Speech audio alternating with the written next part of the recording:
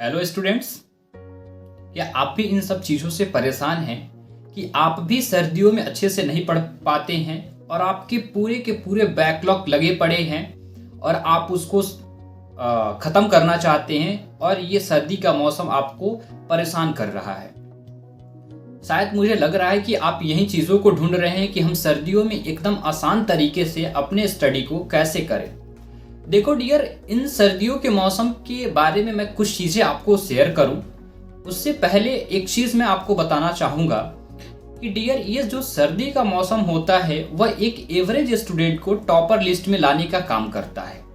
अब कहोगे कि आखिर ये कैसे होता है। देखो, मैं बात करूं तो ये सर्दी के मौसम में हमें 3 प्रॉब्लम फेस करने होते हैं।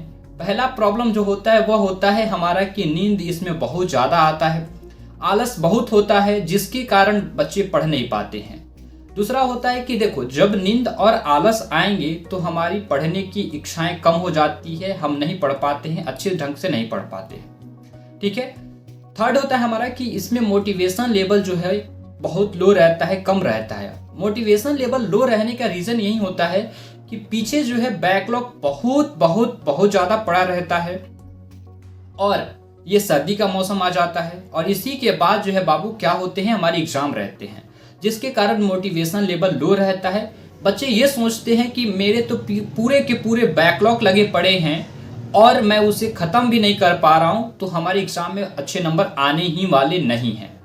तो फाइनली मैं इन्हीं चीज़ों पे बात करने वाला हूँ और आपको इतने अच्छे टिप्स मैं दूंगा जिसे आप यूज करके इन सर्दियों के मौसम में आप अपने स्टडी को इंक्रीज करोगे और आपका इसी के साथ आपका मार्क्स भी इंक्रीज होगा। ओके, देखो डियर, अगर बात करें इन सर्दियों के मौसम में, तो इन मौसम में विद्यार्थी, अगर ओवरऑल 100% की मैं बात करूं तो उसमें 99% विद्यार्थी ऐसे होते हैं जो इन सर्दियों के मौसम में इन्हीं 3 प्रॉब्लमों को फेस कर रहे होते हैं और वो अपना स्टडी अच्छे से नहीं कर पाते हैं। मात्र 1% बच्चा जो है इस मौसम का लाभ उठाता है और वहीं जाकर के टॉप करता है। तो मैं आज आपको वही बताऊंगा कि इन मौसम का लाभ कैसे उठाना है। ठंड पड़ेगी, सर्दी बहुत लगेगी, लेकिन आपको पढ़ना पड़ेगा क्योंकि आपको चाहिए नंबर, मार्क्स चाहिए, अच्छे रैंक चाहिए। ठीक है, तो चलिए हम लोग देखते हैं कि क्या है। सबसे पहले हम लोग देखते हैं कि ये जो 3 प्रॉब्लम है, इन 3 प्रॉब्लम को सॉल्व कैसे करें। जैसे ही हमारी ये 3 प्रॉब्लम सॉल्व हो जाएंगे, हमारी स्टडी एकदम परफेक्ट हो जाएगी और हम लोग अच्छे ढंग से पढ़ पाएंगे। ओके, देखिए, सबसे पहले देखते हैं कि हमें नींद क्यों आती है, बहुत ज़्यादा नींद क्यों आती है इन ठंडियों के मौसम में। देखो, घर में रहने पे तो ठीक है, लेकिन बाहर निकलते ही ऐसा लगता है कि एकदम सुनहरा मौसम है, एकदम सुहाना सी मौसम है और बहुत ठंडी ठंडी हवाएं चलती रहती है और बहुत अच्छा लगता है, जिसके कारण जो है हमें नींद आता है और कंबल से बाहर निकलने की इच्छाएं नहीं होती है। ठीक है, तो देखो, सबसे पहले अगर बात करें नींद आने की, तो नींद आता इसलिए है क्योंकि हमारे मस्तिष्क से, ये जो दिमाग है, यहाँ से एक केमिकल रिलीज होता है। क्या होता है? एक केमिकल रिलीज होता है जिसका नाम है मेलेटोनिन, और वह केमिकल यह सिग्नल देता है कि इतने अच्छे मौसम हैं, इतने खूबसूरत मौसम है ठंडी और सर्दियों का, तो प्लीज तुम सो जाओ प्यारे, इसमें सोना ही सबसे परम सुख की प्राप्ति है। तो क्या करता है, ये आपको सुला देता है। ठीक है, और इन सर्दियों के मौसम में क्या होता है कि हमारा ब्लड फ्लो जो होता है वह कम होता है।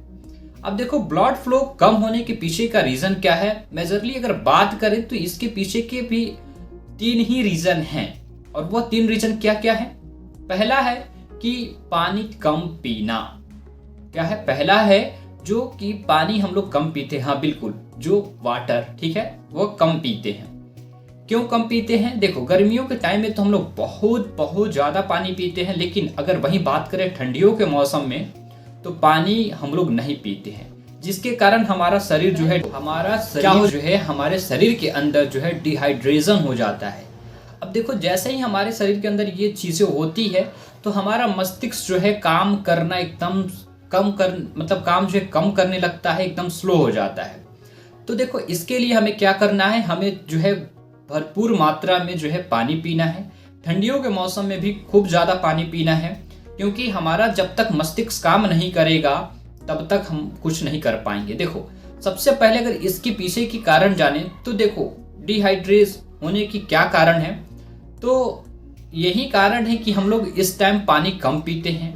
और बात करें ब्लड में, तो ब्लड में क्या रहता है, पानी रहता है, और पानी में तो ऑक्सीजन रहता है। अगर वहीं हमें मस्तिष्क को नहीं मिलेगा तो फिर ये मस्तिष्क कार्य नहीं करेगा। सेकंड पे है हमारा बेड। देखो हम लोग पढ़ते कैसे, थोड़ा सा इमेजिन करो एक बार कि ये जो बेड है, ठीक है, एकदम खूबसूरत सा प्यारा सा बेड है।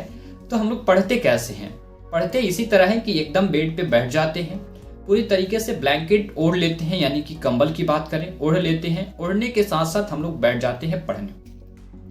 जब हम लोग वैसे पढ़ते हैं तो ये जो बेड देख करके हमारा जो शरीर है एकदम राहत महसूस करता है, और महसूस करने के साथ जो है इसके अंदर एक आलस आ जाता है और यह आपको सुला देता है।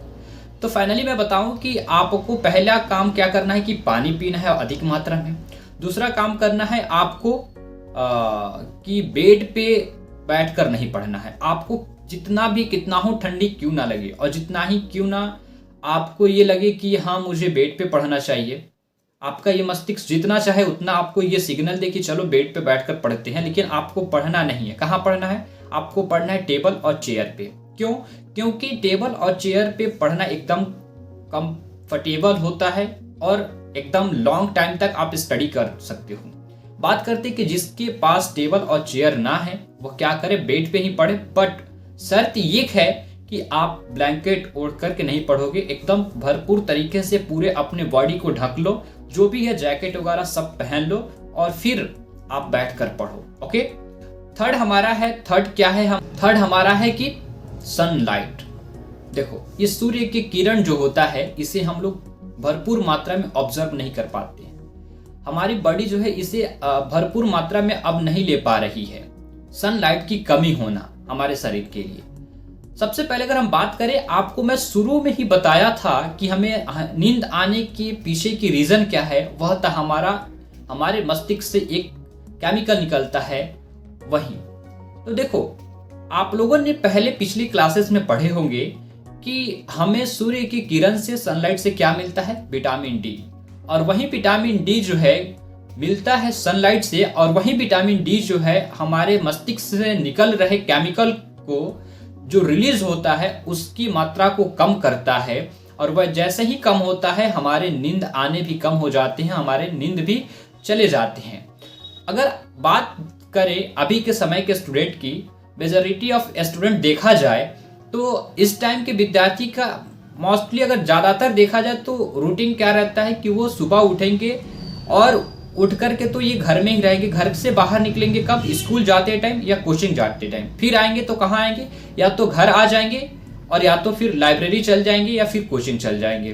तो यही होता है ज़्यादातर, और होते जाते ये शाम हो जाता है, जिसके कारण जो है सूर्य अस्त हो जाता है और हम सनलाइट नहीं ले पाते हैं। तो सबसे पहला काम करेंगे कि आप 1-2 घंटे जरूर सनलाइट लिया करें, सूर्य की किरण में जाकर के बैठें, ताकि आपको विटामिन डी प्राप्त हो, और जैसे विटामिन डी आपको प्राप्त होगी तो ये जो केमिकल रिलीज होता है इसकी मात्राएं कम हो जाएगी, फिर आपको नींद आने बंद हो जाएंगे और आप भी एकदम बहुत अच्छे ढंग से पढ़ पाएंगे। ओके। फिर बात करते हैं कि हमें पढ़ने का मन नहीं करता है। देखो बाबू, एक बात कहें तो पढ़ने का मन तो टॉपर को भी नहीं करता है। क्या है, बात कहें तो पढ़ने का मन तो टॉपर को भी नहीं करता है, तो क्या वो पढ़ता नहीं है? नहीं पढ़ने के पीछे के कारण जानते हो, एक गेम है आपके, ये मन का जो है एक गेम है जो आपको ये नचाता है और आप नाचते हो। ठीक है, आपको ये नचाता है और आप नाचते हो और इसी के बहकाव में बहकते हो, जिसके कारण आपका मन नहीं करता है पढ़ने का। देखो मैं तो बार बार कह रहा हूँ कि पढ़ने का किसी का मन नहीं करता है, लेकिन यही सत्य है कि आपको पढ़ना पड़ेगा।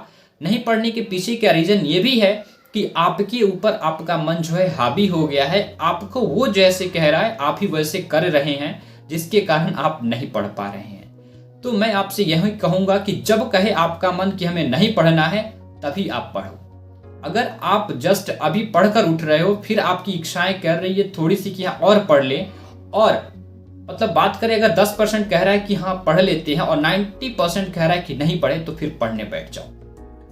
तुम अपने मन को अपने कंट्रोल में कर लो, फिर देखो कि आपको पढ़ने से कौन रोकता है, आपको टॉपर बनने से कौन रोकता है और आपको रैंक 1 लाने से कौन रोकता है। ठीक है। बात करें मोटिवेशन लेवल लो होना, तो मोटिवेशन लेवल हाई कब रहता है, जब आपकी स्टडी अच्छी रहती है। तो ये सारी चीज़ों को फॉलो करो, आपकी स्टडी इंक्रीज होगी, आप अपने सिलेबस को पूरे कवर करोगे और टेस्ट दोगे, फिर आपके मोटिवेशन लेवल हाई हो जाएंगे। मैं उम्मीद करता हूं कि ये सारी चीज़ें आपको पसंद आई होगी। अगर अच्छी लगी हो तो प्लीज़ चैनल को सब्सक्राइब करके बगल की घंटी को प्रेस कर दें, ताकि आपको ऐसा ही इन्फॉर्मेशन मिलते रहे। तब तक के लिए सभी को थैंक यू। जय हिंद। Bye bye dear student.